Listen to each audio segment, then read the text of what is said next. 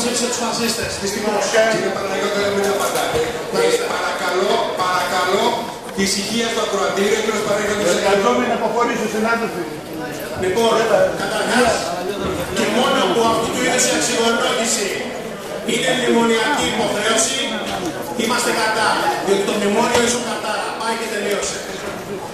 Τώρα από εκεί και πέρα, ακούσαμε μια ρίξη του Πυθαγόρα να χαίρεσαι από αυτούς που σε ελέγχουν παρά από αυτούς που σε κολακεύουν. Αυτοί όπως που σε ελέγχουν, η χάρη να είναι και οι ίδιοι που σε κολακεύουν, που σου λένε ότι τα πάτε πολύ καλά, αλλά είναι και οι ίδιοι πως οι ιδιοκτήτες χρηματοπιστωτικών ιδρυμάτων, τα κοράκια των διαφόρων funds, business funds, έχουν πέσει στην πατρίδα μας και την ξεσκίζουν από άκρου σ' άκρου.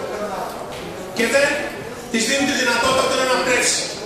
Αυτοί οι οποίοι για 5ο χρόνο τώρα μας λένε ότι με το μνημόνιο πάμε μπροστά, θα πρέπει να δουν γύρω τους τι γίνεται, ότι δεν υπάρχει καμία εξέλιξη θετική σε κανένα απολύτως τομέα. Άρα αυτή η τακτική οδηγεί στον όλεθρο και την καταστροφή. Τα νούμερα που τόσο πολύ τα λιβανίζονται και τα αγαπούν δείχνουν τα ακριβώς αντίθετα από όσα λένε οι φυλάδες, τα ΜΜΕ της διαπλοκής, που την χάνει να είναι και αυτοί που παίρνουν όλες τις δουλειές και που τους εκθιάζουν συνεχώς. Ευτυχώς ο ελληνικός λαός ξυπνάει και από ό,τι φαίνεται πολύ σύντομα θα δείξει το δρόμο στους διάφορους μνημονιακούς, στους διασώτες του μνημονίου. Τώρα, διαβάζοντας κάποιος αυτόν τον νόμο περί αξιολόγησης, θα σκεφτεί αυτό να κάνουν αξιολόγηση, μπορεί και δεν υπάρχει πλαφόν, δεν υπάρχουν ποσοστώσεις, να μην είναι δυνατόν να βγουν τα νούμερα που θέλουν. Από 1 ως 6, 15%, από 7 έως 8, 60% και από 9 έως 10 έως 25%. Και ποιος κάνει την αξιολόγηση αυτή? Ο βαθμολογητής, ο κριτής, με τι κριτήρια τα κάνει αυτά?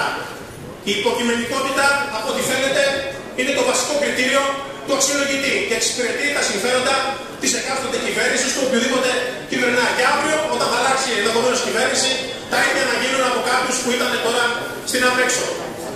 Αυτό και μόνο δείχνει ότι δεν είναι αξιολόγηση και είναι καταστροφή.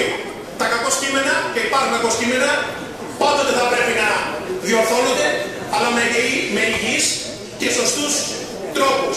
Και όχι με νόμους, με τρόπους, με υποδείξεις ανθρώπων που θέλουν αποκλειστικά και μόνο το κακό της πατρίδος μας και τίποτε άλλο. Και προσπαθούν να υποφεληθούν από αυτές τις δύσκολες στιγμές που βιώνει ο τόπος. Και ένα τελευταίο σχόλιο, όπως καταλαβαίνετε, εμείς είμαστε κατά αυτής της αξιολόγησης, το είχαμε κάνει και εντός της Βουλής και θα συνεχίσουμε να το κάνουμε ως προϊόν του μνημονίου, ότι δεν είναι, κυρίες μου, κριτήριο να λέτε επειδή έχει λεφτά η περιφέρεια και καλώς μπορεί να έχει να προσλάβουμε τις καθαρίστες. Δηλαδή, αν είχε λεφτά, δεν θα τις προσλαμβάνατε.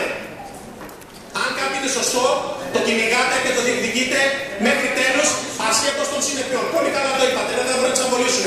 Γιατί από ό,τι φαίνεται δεν ήταν περιττές, γιατί στη θέση τους θα πάρουν κάποιους εργολάβους με κάποιες άλλες γυναίκες που θα δουλεύουν ένα τυπινακίου φακής, απλά και μόνο για να οικονομάνε κάποιοι στις πλάτες άλλων. Ευχαριστώ πολύ.